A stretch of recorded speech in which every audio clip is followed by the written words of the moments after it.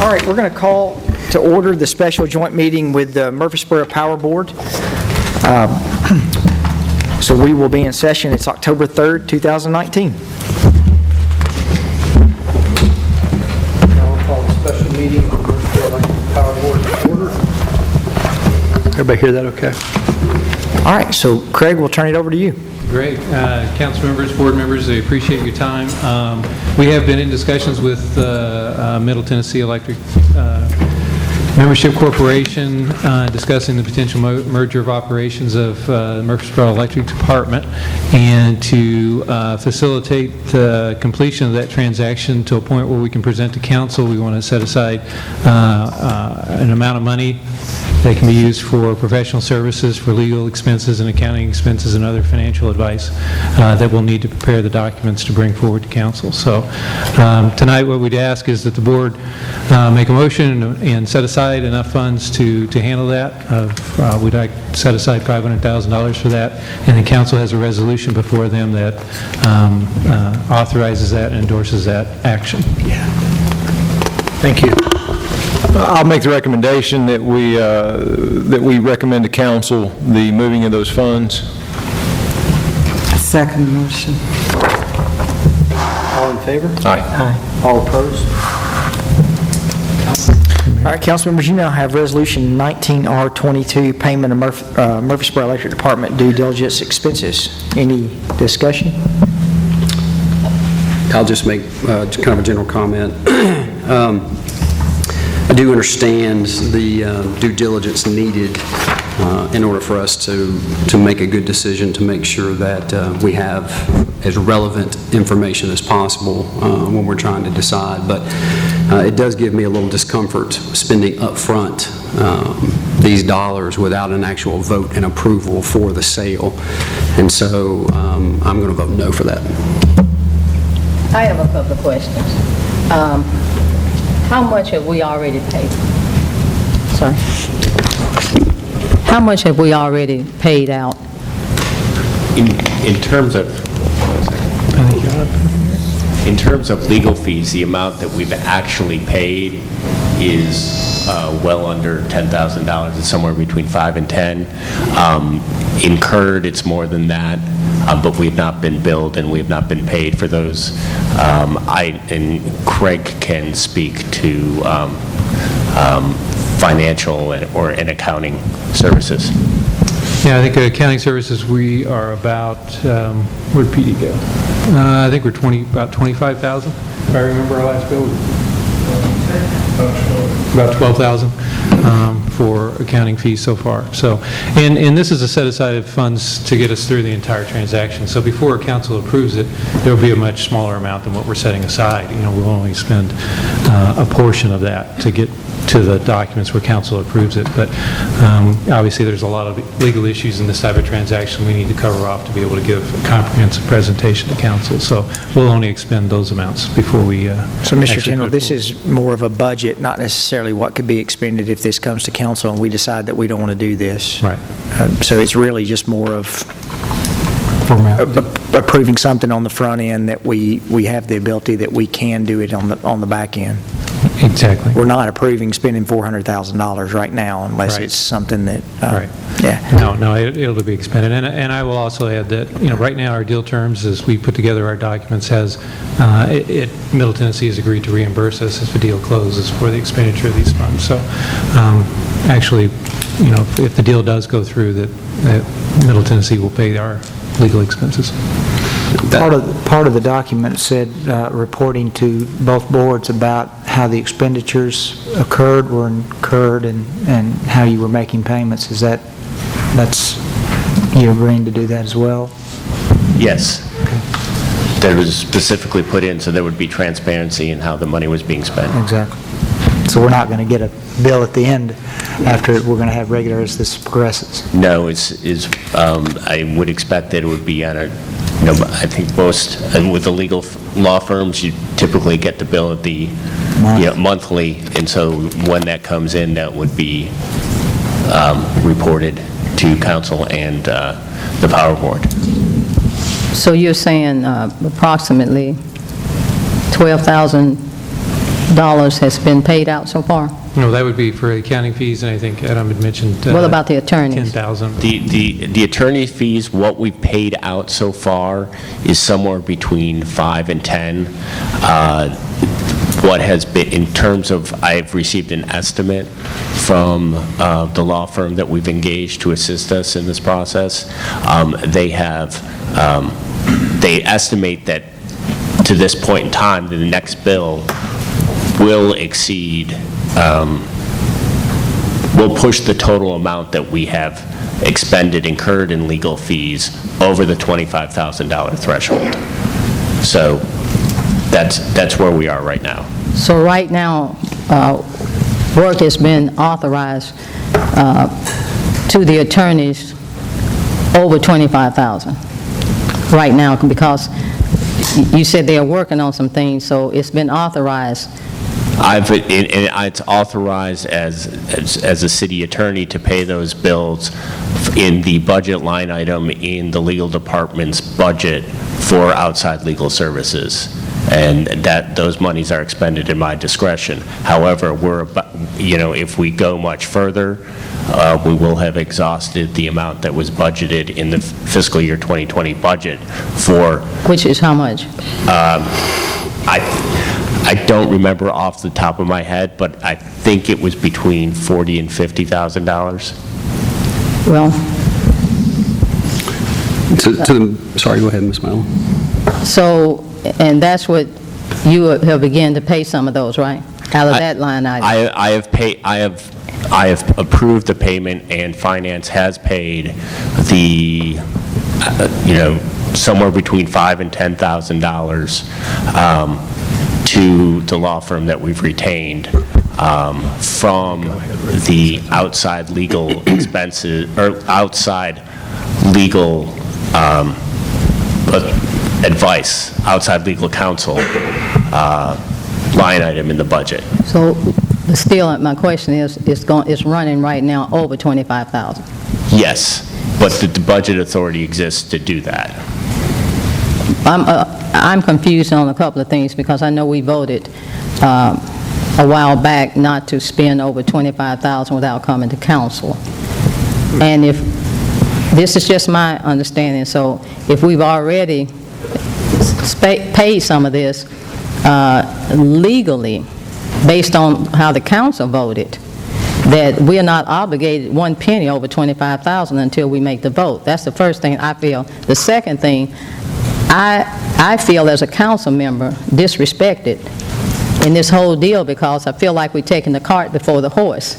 We haven't even discussed, or maybe I've missed a meeting, discussed selling MED or anything, but yet and still we are hiring these lawyers. I just think we're taking the cart before the horse. Well, My second question is, this is a public document, so therefore, will we give the public an opportunity to react to this sale?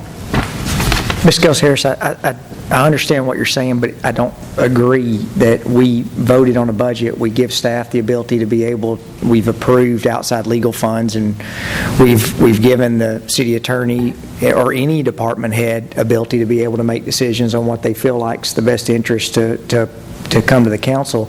I don't think the council's been left out. I know none of us have had discussions about moving forward on this, but I mean, I think it's just like last night I sat and watched the Hidden Rivers was the name of the? Hidden River, yeah. The Hidden Rivers was the thing that came before the Planning Commission last night. I've not had anything that's come to us on information on that, but there's a process to go through. We're not involved on those discussions on the front end with the planning staff when they come to them, but that's their job to bring information to us to make decisions. So I think y'all done exactly what you're supposed to do and what we charge you as a council to do, which is give us what you think is good decisions, and we make a decision on that. We can't discuss these options on whether we think it's a good deal or not a good deal unless we do it in public, because we'd be breaking the Sunshine Law. But individually, we have had the opportunities to meet with the city manager to discuss everything about the deal, and we've had the opportunity to meet with Chris Jones to discuss every topic on any concerns that we had about the deal. I And still so- think we've taken a cart before the horse on it. My question about the public, it's a public document. Are we going to get the public's input on this? I mean, the document will be publicized and be, because it will be presented to council, it's a public document. If someone wants to see the documents related to the transaction, Ms. Gels Harris, I think this is the same question you asked in executive session and got the answer that it is going to be public and it's not being hid. So I think, obviously you know the answer to this question already because it was asked 45 minutes ago. so- I'm not satisfied with that answer. What I'm saying is, if it's a public document and the sale of this magnitude, yes, it may be on the website or it may be on the radio, but I think we owe it to the public to get their input on a sale of this magnitude. We owe that to the public. And Councilmember, I think we do that on a regular basis. I will No, tell we you that- don't. No, sir. And No. this document, the resolution obviously is a public document, and as we've discussed, there is a plan to have a workshop meeting where we'll discuss this transaction fully and completely, including with how it impacts the city from a financial standpoint. But what we need to do is to prepare ourselves and answer all the questions on a transaction of this magnitude, and we need to have outside consultants, professionals, to be able to do that. So I think that, yes, we will have public input. We have a representative form of government, and you're all very accessible to the public, and they can certainly talk to you at any point in time, and I'm sure that they will. But we're not at that point yet. We're going to that point over the next couple of weeks, hopefully, depending on how fast we get the documents prepared and But I'm saying when we get to that point, are we going to let the public have input? I'm not talking about putting it on the internet. I'm talking about make an effort to reach out to the public on what we're doing. we make every effort. We televise our meetings, we record the meetings and put them out there. I'm uncertain as to Well, I feel like the way we're going about this, that we're not respecting the public, and it's like we could care less about their input. I think something this important, the public needs to have input. Well, I think we, as I said, in order to do a transaction of this magnitude, it does take some prior work before we get there. Oh, I understand that, And because once all we this get work there, has been done with these lawyers. That's the prior work is already done. I understand that. And once we get there, we will have a full public meeting and a discussion about, to the extent that council desires, about the transaction. So, Mr. Tindall, we will have a public meeting within the next couple of weeks, and it will be open to the public. Yeah, and the timing on this is depending upon when the documents are being prepared, but our goal is to have it over the next couple of weeks. Obviously, there's two parties to the transaction, one we don't control. Okay. But yes, over the next 2 or 3 weeks. And then secondly, so as we talk about spending $500,000, we're not looking to spend $500,000. But also, I think what the public needs to understand, too, is we will be reimbursed for this. Is that correct? If the transaction closes, yes, it will be Thank you. reimbursed. And if it doesn't close, that's taxpayers' dollars. That's why we want to be It's been careful as we wasted. prepare the documents to make sure that we have a very comprehensive set of documents and all the knowledge that we need to convey to council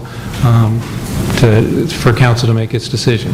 I'd like to make a Technically, I clarification. think it would be ratepayers' dollars, not taxpayers' dollars, if Well, we're taking the whoever- money from It's money the- wasted if it's not approved. That's correct, Mr. Smotherman. That's exactly what I was going to say. Sorry. No, that's fine. You're more of a legal opinion than I am. I'm just the guy. How did this transaction come about? Who came to who? Did we go to, as MED, did we go to Middle Tennessee, or did they come to us? Middle Tennessee, quite some time ago, came to the city, and it was discussed, I can't remember the date, it was probably 2015, I think it was, when it first came up. So that was the introduction to the idea. As starting last year, what a mandate from council was to look at all of the city's services to make sure that we can to see where we can make improvements on them. Part of that analysis, which was comprehensive, was to look at our utility services. And so what we've talked with outside providers that provide in and around the city services, including water and electricity, to see if there was any synergy that could come from combining those units. So, the exact origin of it, I don't know, but we reintroduced ourselves to that the potential of that transaction with Middle Tennessee, and we've had those discussions over a period of time, on and off, to see where we're at. And it's taken some time, but we're at this point now where we really need to define the transaction as best as we possibly can in order to bring it to council. All right, council members, you have the resolution in front of you. Mr. Martin, I think were you wanting to say something? Yeah, I was just going to ask, it was not hugely important, but once we allocate, once we vote, if this passes, the money that is allocated, will you have to request a budget amendment for anything above $25,000, or that's in the hopper and you could spend it as you need? Yeah, once the bills come in, but I think what Mr. Tucker had mentioned before is that on a monthly basis, we'll give a report to the board and to council as those fees come in. Okay, thank you. And just for the record, to pretend like we don't have information, we've got information. We've talked to the city's perspective of the information. We've talked to the electric department, or Middle Tennessee Electric Department's perspective of this situation. We've talked to Murfreesboro Electric's perspective of this situation. And I spent my entire lunchtime today, plus some, explaining to someone who just picked up the phone and called me. So the public is always welcome to call to your council members, and we will give you every bit of the information that we currently have, and tell you that currently, until due diligence is done, people say, well, how are you going to vote on it? We have no idea. I don't think any council member up here has made up their mind as to how they're going to vote on whether or not we sell the electric department or not. But at least from my perspective, and what I want the public to understand is we're going through a due diligence process to make sure that we understand exactly what we're doing. The reason we're not relying totally on our legal department is because there's nobody in our legal department that I know of that has sold a major utility. There is nobody in Murfreesboro that has sold a major utility. This is a first time for our city, but it's not the first time it's ever been done, and there is legal expertise that has gone through these transactions with cities like Franklin and Lebanon and works with the TVA and understands the relationships as far as what we have to do. And I think that's kind of where we are as council members. We will give you any information that we have available to us. There's no secret of any of it, but it's still not clear what direction it'll go. So I hope that makes it clear as mud for those who are struggling to understand. But I know that it's a challenging topic, and there's a lot of information that I told the lady today. I said, I'll take notes on the questions that I can't answer, and I'll try and get back to you when I find them out. So if you have questions, do not hesitate to ask, and we'll and especially if you're involved in the transaction, if you're an employee at Murfreesboro Electric or even Middle Tennessee Electric, please let us know how you feel, because, I mean, I care how Eddie Taylor feels. I care how Alan Ayers feels. The people who have worked for that utility and have histories with that utility, it's important that we know how they feel, because it's not just about the money. The money's important, but it's not just about the money. So there's a much bigger picture here, and I hope by the time we reach the end of this process, we'll have reached the correct decision. Mr. Tyndall, Mr. Tucker, I want to commend y'all, because I know throughout a process of when y'all, as a staff have been gathering information, that you've reached out, I think, to all of us wanting to share information in context of what you feel like in regarding to the CIP plan and different things that you've, made yourself available and wanted all of us to come in and meet with you and spend time with you to talk about those things. And that's really how we get our information to make decisions that whether we think it's a good decision or a bad decision. And so I want to thank y'all. There's not I laugh when I read a conspiracy theory of what we're trying to do something, or there's some kind of gain. I mean, there's not anything. As a growing community, and we said this back during the budget process, that we're going to have some hard decisions and hard discussions on areas where we see synergy. And, no one likes to say this, and y'all have heard me say it. I'm not sure that if you ask 9 out of 10 residents in Murfreesboro now that they say, why we have 2 school systems. That's a discussion we have to have. And this is one of the things that we talk about. Well, why do we have 2 utilities? And is it good for the resident of Murfreesboro if we have these discussions? We may end up in the same exact spot that we've been in, that we have separate organizations, but if we don't have the discussion and we don't get educated information to be able to make those decisions, would it be the political thing to say, no, we're not ever going to talk about any of this, we're not going to make anyone mad? But we need to be able to have these discussions, and I thank y'all for what you've done to at least give us the information to try to make an educated guess on what's best for the public. So, Mayor, like all analogies, this one's going to fall short. But something, if you want to try to comprehend where we are, it's like somebody walked up to you and said, I want to buy your house. Well, you'd say, maybe and maybe not. So the issue, until you know the specifics of the details, you can't make that decision. And that's where we are as a council. The document, we can all speculate as to what the intent of general terms of sale are agreed upon, but until you have it in a legal binding document that both sides agree on, yes, this is the document that we are agreeing to, until you get to that place, you can't make a legitimate, fair, responsible decision as to whether this is good or bad. And so the reason we're allocating these funds is not just arbitrarily throwing good money at a bad idea. There's some reasonableness to this deal to be considered. And it requires a certain expertise of that legal person to come up with defining the specifics of that arrangement, because this is a complicated arrangement that will be examined at several different levels. This will be examined by our board, by our council, and ultimately it will have to be approved by TVA. So you have to have someone with the legal expertise that knows how to navigate those waters to get the specifics. So if we arbitrarily threw something on the wall and said, yeah, we want to sell, or we want to consider selling, and it got to that final step and we said, no, the legal document is not proper, we can't approve it. So it may seem like, I noticed, I read in the paper that this was a consultant kind of thing, that we were consulting on whether this was a good idea. That was a wrong way of expressing what the process that we're going through. This is due diligence, getting to the firm document that we both sides can agree on that represent a contract of sale.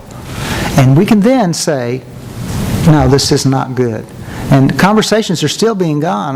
We were having proposals brought up today about something that needs to be considered in the document. So this is a process that we're going through to do, I love what Eddie said, due diligence, to be responsible in doing this. It would not be right as the representatives of our city to say, here is something on the table, and arbitrarily we're going to just refuse it. It wouldn't be a responsible act of the body that you have elected to represent you to say it's not worthy of even consideration. There's too many things that have a domino effect on either intended or unintended consequences from either decision. So I think we're making a responsible act to move and consider this option for our city. To that, I make the motion that we approve. So we have a motion? Second. Ms. Wright, please call the roll. Vice Mayor Skels Harris. No. Mr. Martin. No. Mr. Shacklett. Aye. Mr. Smotherman. Aye. Mr. Wade. Aye. Mayor McFarland. Aye. All right, staff, thank you for this. Power Board, thank you. I would want to say, I know to those who are in the audience and even those who are are watching, we're easy to find. I don't think anyone on this council hides, so if you have comments, we definitely want you to contact us. We want to be able to discuss.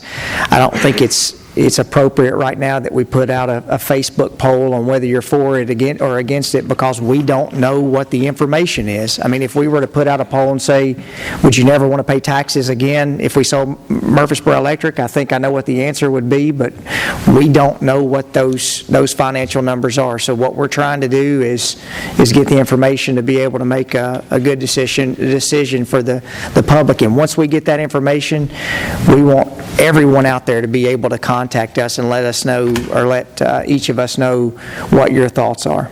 So with that, do you want to adjourn the Power Board meeting? I'll make a motion to adjourn. All in favor? All right. And with that, the council meeting, we're going to stand adjourned.